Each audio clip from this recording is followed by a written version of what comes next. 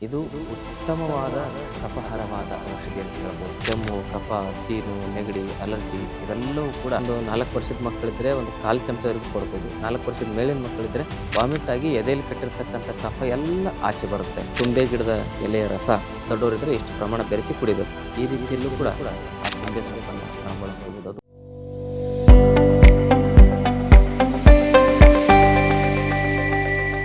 ಶ್ರೀ ಗುರು ಬಸವಲಿಂಗಾಯ ನಮಃ. ಓಂ ನಮಃ ಶಿವಾಯ. ಸರ್ವರಿಗೂ ಶರಣು ಶರಣಾರ್ಥಿ.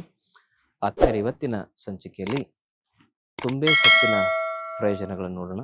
ಇದು ಉತ್ತಮವಾದ ಕಫಹರವಾದ ಔಷಧಿ ಅಂತ ಹೇಳಬಹುದು. ಕಫಜ ರೋಗಗಳಲ್ಲಿ ಇದರ ಬಳಕೆ ಅತ್ಯುತ್ತಮವಾದ ತ್ವರಿತವಾದ ಪರಿಣಾಮವನ್ನು ನೀಡುತ್ತದೆ. ಒಂದು 4ರಿಂದ 6 ಈ ಒಂದು ತುಂಬೆ ಗಿಡದ ಎಲೆಯನ್ನು ಬೆಳಗ್ಗೆ ಚೆನ್ನಾಗಿ ಅಗದಾಗ ತಿಂದು ಒಂದು ಅರ್ಧ ಚಮಚ ಜೇನನ್ನು ಸೇವನೆ ಮಾಡೋದ್ರಿಂದ ಕೆಮ್ಮು, ಕಫ, ಸೀನು, ನೆಗಡಿ, ಅಲರ್ಜಿ ಇವೆಲ್ಲವೂ ಕೂಡ ಭಾಳ ಬೇಗ ಗುಣ ಆಗ್ತವೆ. ಅದಷ್ಟೇ ಅಲ್ಲದೆ ಸಣ್ಣ ಮಕ್ಕಳಿಗೆ ಇದನ್ನು ಚೆನ್ನಾಗಿ ಜಜ್ಜಿ ಒಂದು ಅರ್ಧ ಚಮಚ ರಸ, ಒಂದು 1 ಚಮಚದವರೆಗೆ ಜೇನು ಬೆರೆಸಿ 2 ವರ್ಷದ ಮೇಲ್ಪಟ್ಟಿನ ಮಕ್ಕಳಿದ್ದರೆ ಅದನ್ನು ಕೊಟ್ಟರೆ ಎದೆಯಲ್ಲಿ ಕಟ್ಟಿರ್ತಕ್ಕಂಥ ಕಫ ಬಹಳ ಬೇಗ ಕರಗುತ್ತೆ.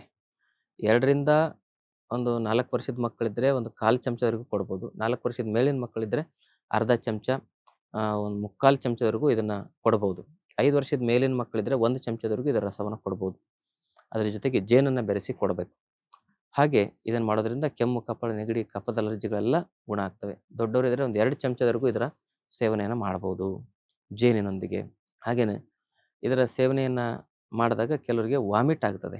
ವಾಮಿಟ್ ಆಗಿ ಎದೆಯಲ್ಲಿ ಕಟ್ಟಿರ್ತಕ್ಕಂಥ ಕಫ ಎಲ್ಲ ಆಚೆ ಬರುತ್ತೆ. ಅದನ್ನು ಸ್ವರಸವನ್ನು ಕೆಲವು ಪದಾರ್ಥಗಳನ್ನು ಸೇರಿಸಿ ನಾವು ವಮನಕಾರಕವಾಗಿಯೇ ತಯಾರಿಸಿಕೊಳ್ಳೋದನ್ನು ಹೇಳಿರ್ತೇವೆ ಕೆಲವು ಸಂದರ್ಭದಲ್ಲಿ. ಏನಂದರೆ ತುಂಬೆ ಗಿಡದ ಎಲೆಯ ರಸ 1 ಚಮಚ, ವೀಳ್ಯದೆಲೆಯ ರಸ ಒಂದು ಅರ್ಧ ಚಮಚ, ದೊಡ್ಡಪತ್ರೆ ಎಲೆಯ ರಸ ಒಂದು 2 ಚಮಚ, ಇದರಲ್ಲಿ ಒಂದು ಅರ್ಧ ಚಮಚ ಸೈಂಧವ ಲವಣ, ಒಂದು 2 ಚಿಟಿಕೆ ಕಾಳು ಮೆಣಸು ಇವೆಲ್ಲವನ್ನು ಬೆರೆಸಿ ಒಂದು 10 ml 15 ml ಇದರಲ್ಲಿ ಪುನಃ ನೀರು ಬೆರೆಸಿ ಅದನ್ನು ನಾವು ಕುಡಿಬೇಕು. ದೊಡ್ಡವರಿದ್ದರೆ ಇಷ್ಟು ಪ್ರಮಾಣ ಬೆರೆಸಿ ಕುಡಿಬೇಕು. ಸಣ್ಣ ಮಕ್ಕಳಿದ್ದರೆ ವೈದ್ಯರ ಸಲಹೆಗೆ ಅನುಗುಣವಾಗಿ ಪ್ರಮಾಣ ನಿಗದಿ ಮಾಡಿ ಇದನ್ನು ಕುಡಿದ್ರೆ ನಾವೇನಾಗುತ್ತೆ ಅಂತ ಹೇಳಿದ್ರೆ ಪೂರ್ತಿ ವಾಂತಿಯಾಗಿ ಕಫ ಎಲ್ಲ ಆಚೆ ಬರ್ತದೆ. ಈ ರೀತಿಯಲ್ಲೂ ಕೂಡ ಆ ತುಂಬೆ ಸೊಪ್ಪನ್ನು ನಾವು ಬಳಸ್ಕೋಬೋದು. ಅದು ವಮನಕಾರಕವಾಗಿ ಕೆಲಸ ಮಾಡುತ್ತೆ. ಶಮನವಾಗಿ ಕೆಲಸ ಮಾಡಬೇಕಂದ್ರೆ ಅದನ್ನು ರಸ ಅರ್ಧ ಚಮಚ, 1 ಚಮಚ ವಯಸ್ಸಿಗೆ ಅನುಗುಣವಾಗಿ ನಾನು ಹೇಳಿದ್ನಲ್ಲ ಅಷ್ಟು ನಾವು ಜೇನಿನೊಂದಿಗೆ ಸೇವನೆ ಮಾಡೋದ್ರಿಂದ ಕಫ ಶಮನವನ್ನು ಮಾಡ್ತದೆ. ವಮನ ಶೋಧನ ಮಾಡಲಿಕ್ಕಾಗಿ ಇದನ್ನು ನಾನು ಈ ರೀತಿ ಎಲ್ಲ ಪದಾರ್ಥಗಳನ್ನು ಮಿಶ್ರಣ ಮಾಡಿ ರಸ ಮಿಶ್ರಣ ಮಾಡಿ ಕುಡಿಲಿಕ್ಕೆ ಹೇಳಿದ್ನಲ್ಲ ಆ ರೀತಿ ಕುಡಿಬೇಕು.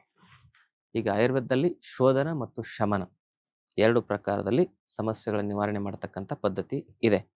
ಶೋಧನ ಅಂದರೆ ಶುದ್ಧೀಕರಣ ಮಾಡಿ ರೋಗ ನಿವಾರಣೆ ಮಾಡೋದು. ಶಮನ ಅಂದರೆ ಅದನ್ನು ಸಂಪೂರ್ಣವಾಗಿ ಕರಗಿಸಿ ಹೊರಗೆ ಹಾಕುವುದು ಅಂತ ಅರ್ಥ. ಹೀಗೆ ಇರಲಿ. ಇದೇ ತುಂಬೆ ಸೊಪ್ಪನ್ನು ನಾವು ಸ್ವರಸವನ್ನು ಬೆಳಗ್ಗೆ ಖಾಲಿ ಹೊಟ್ಟೆಲಿ ಒಂದು ಅರ್ಧ ಚಮಚ ನಿಯಮಿತವಾಗಿ ಒಂದು 50 ml ನೀರಿನೊಂದಿಗೆ ಸೇವನೆ ಮಾಡೋದ್ರಿಂದ ಅದು ಸಣ್ಣ ಮಕ್ಕಳಿಗೆ ಬಹಳ ಒಳ್ಳೆಯದು. ಕಫ ವಿಕಾರಗಳಿಗೆ, ಜ್ವರ, ಕೆಮ್ಮು, ನೆಗಡಿ ಅಂತ ಬರದಂತೆ ತಡೀತದೆ. ಇದನ್ನು ಮಳೆಗಾಲದಲ್ಲಿ ವಾರಕ್ಕೊಂದ್ಸಲ 2 ಸಲ ಮಕ್ಕಳಿಗೆ ಕುಡಿಸೋ ರೂಢಿಯನ್ನು ಇಡಿ. ದೊಡ್ಡವರಾದರೂ ಸಹ ಅಷ್ಟೇ, ವಾರಕ್ಕೊಂದ್ಸಲ 2 ಸಲ ತುಂಬೆ ಸೊಪ್ಪಿನ ರಸ 1 ಚಮಚ 1.5 ಚಮಚ ಬಿಸಿನೀರಿನ ಜೊತೆಗೆ ಅಥವಾ ಜೇನಿನೊಂದಿಗೆ ಸೇವನೆ ಮಾಡೋ ರೂಢಿಯನ್ನು ಇಟ್ಕೊಳ್ಳೋದ್ರಿಂದ ನಮ್ಮ ಯಕೃತ್ತು ಉತ್ತೇಜಕವಾಗುತ್ತೆ, ಲಿವರ್ ಚೆನ್ನಾಗಿ ಕೆಲಸ ಮಾಡುತ್ತೆ, ಜೀರ್ಣಶಕ್ತಿ ಚೆನ್ನಾಗಾಗುತ್ತೆ. ಆಮೇಲೆ ಇದರಿಂದ ರಕ್ತ ಶುದ್ಧೀಕರಣ ಆಗುತ್ತೆ. ಮತ್ತು ಕೆಲವು ಜನ ಹಾವು ಕಡಿದು ಬಿದ್ದಿರ್ತಾರೆ ನೋಡ್ರಿ, ಮೂರ್ಛೆ ಹೋಗಿ ಬಿದ್ದುಬಿಟ್ಟಿರ್ತಾರೆ. ಅಂಥ ಸಂದರ್ಭದಲ್ಲಿ ತುಂಬೆ ಸೊಪ್ಪಿನ ರಸನ ಮೂಗಿಗೆ ಒಂದು 4 ಹನಿ ಹಾಕಿ ತಕ್ಷಣ ಅವರಿಗೆ ಎಚ್ಚರ ಆಗುತ್ತೆ. ಇದು ಹಾವು ಕಡಿದಾಗ ಹಿಂದಿನ ಒಂದು ಪೂರ್ವಜರು ಪಾರಂಪರಿಕ ಚಿಕಿತ್ಸೆಯಾಗಿ ಮಾಡ್ತಾಯಿದ್ರು. ಅವನಿಗೆ ಎಚ್ಚರ ಆದಮೇಲೆ ಆ ವಿಷ ಬೇಗ ಏರೋದಿಲ್ಲ. ಆ ಹಾವು ಕಡಿದವನು ಮಲಗಿದ್ರೆ ವಿಷ ಬೇಗ ಬೇಗ ಇರುತ್ತೆ. ಅದಕ್ಕೆ ಹಾವು ಕಡಿದ ತಕ್ಷಣ ಮೂರ್ಛೆ ಬಂದು ಬಿದ್ದಾಗ ಮೂಗಿನಲ್ಲಿ ಇದನ್ನು ಹಾಕಿ ತಕ್ಷಣ ಅದಕ್ಕೆ ಆಯುರ್ವೇದ ಚಿಕಿತ್ಸೆ ಅಥವಾ ಇಂಗ್ಲೀಷ್ ಔಷಧಿ ಪದ್ಧತಿಯಲ್ಲೂ ಕೂಡ ಅದಕ್ಕೆ ಚಿಕಿತ್ಸೆ, ಒಳ್ಳೆಯ ಚಿಕಿತ್ಸೆ ಇದನ್ನು ತಾವು ಮಾಡಿಸ್ಬೇಕು. ಹಾವು ಕಡಿದಾಗ ನಿರ್ಲಕ್ಷ್ಯ ಬೇಡ. ಆಮೇಲೆ ಇದರ ಪ್ರಯೋಗದಿಂದಾಗಿ ನಮ್ಮ ಶ್ವಾಸಕೋಶದಲ್ಲಿರ್ತಕ್ಕಂಥ ಇನ್ಫೆಕ್ಷನ್ಗಳು, ಇನ್ಫ್ಲಮೇಷನ್ಗಳು, ಅಸ್ತಮ, ದಮ ಇವೆಲ್ಲ ಸಮಸ್ಯೆಗಳಿಗೂ ಕೂಡ ಇದೊಂದು ಉತ್ತಮವಾಗಿರ್ತಕ್ಕಂಥ ಪರಿಹಾರವಾಗಿ ಕೆಲಸ ಮಾಡುತ್ತೆ. ಕಫಹರವಾಗಿ ಮತ್ತು ತುಂಬೆ ಎಲೆಗಳ ಒಂದು ಸ್ವರಸವನ್ನು ಸೇವನೆ ಮಾಡೋದ್ರಿಂದ ನಮ್ಮ ಒಂದು ಕಣ್ಣಿನ ನರಗಳಿಗೆ ಶಕ್ತಿ ಬರ್ತದೆ. ದೃಷ್ಟಿದೋಷ, ದೂರದೃಷ್ಟಿ, ಸಮೀಪ ದೃಷ್ಟಿದೋಷದ ಸಮಸ್ಯೆಗಳಿಗೆ ಇದೊಂದು ಉತ್ತಮ ಪರಿಹಾರವಾಗಿ ಸಹಾಯ ಮಾಡುತ್ತೆ. ಅದಷ್ಟೇ ಅಲ್ಲದೆ ಇದರಿಂದಾಗಿ ನಮ್ಮ ಕರುಳಿನಲ್ಲಿರ್ತಕ್ಕಂಥ ಈ ಜಂತು ಹುಳುಗಳು ಸಂಪೂರ್ಣವಾಗಿ ನಾಶ ಆಗಲಿಕ್ಕೆ ಉಪಯೋಗ ಇದೆ ಇದು. ಅವೆಲ್ಲ ರಿಂಗ್ ವರ್ಮ್, ಹುಕ್ ವರ್ಮ್ ಅಂತೆಲ್ಲ ಜಂತು ಹುಳುಗಳಿರ್ತಾವಲ್ಲ, ಅವೆಲ್ಲವನ್ನೂ ಕಡಿಮೆ ಮಾಡಲಿಕ್ಕೆ, ಅವನ್ನೆಲ್ಲ ಹೊರಗೆ ಹಾಕಲಿಕ್ಕೆ, ಕರಳನ್ನು ಸ್ವಚ್ಛ ಮಾಡಲಿಕ್ಕೆ ಈ ಸ್ವರಸವನ್ನು ಬೆಳಿಗ್ಗೆ ಖಾಲಿ ಹೊಟ್ಟೆಯಲ್ಲಿ ಕುಡೀರಿ.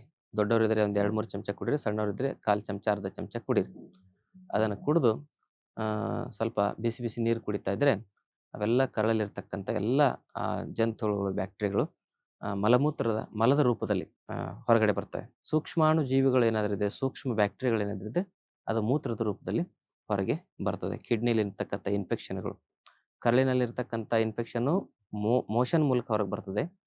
ಆ ಬ್ಯಾಕ್ಟೀರಿಯಾಗಳು, ಹುಳಗಳು ಮೂತ್ರಪಿಂಡದಲ್ಲಿ ಸೂಕ್ಷ್ಮಾಣು ಜೀವಿಗಳು ಸೂಕ್ಷ್ಮ ಇನ್ಫೆಕ್ಷನ್ ಆಗಿದ್ದರೆ ಅದು ಮೂತ್ರದ ರೂಪದಲ್ಲಿ ಹೊರಗಡೆ ಬರಲಿಕ್ಕೆ ಇದು ಹೆಲ್ಪ್ ಮಾಡುತ್ತೆ. ಯಾಕಂದರೆ ಇದು ಆ್ಯಂಟಿ ಬ್ಯಾಕ್ಟೀರಿಯಲ್, ಆ್ಯಂಟಿ ಮೈಕ್ರೋಬಿಯಲ್, ಆ್ಯಂಟಿ ಇನ್ಫ್ಲಮೇಟರಿ ಅಂಶವನ್ನು ಹೊಂದಿದೆ.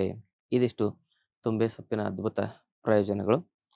ಈ ಮಾಹಿತಿ ಇಷ್ಟವಾದಲ್ಲಿ ವಿಡಿಯೋನ ಶೇರ್ ಮಾಡ್ಕೊಳ್ಳಿ, ಜೊತೆಗೆ ಚಾನಲ್ನ ಸಬ್ಸ್ಕ್ರೈಬ್ ಮಾಡಿ. ನಮ್ಮ ಆಶ್ರಮದಲ್ಲಿ 5 ದಿನದ ಆರೋಗ್ಯ ಶಿಬಿರ ಪ್ರತಿ ತಿಂಗಳು ನಡೀತಾ ಇದೆ.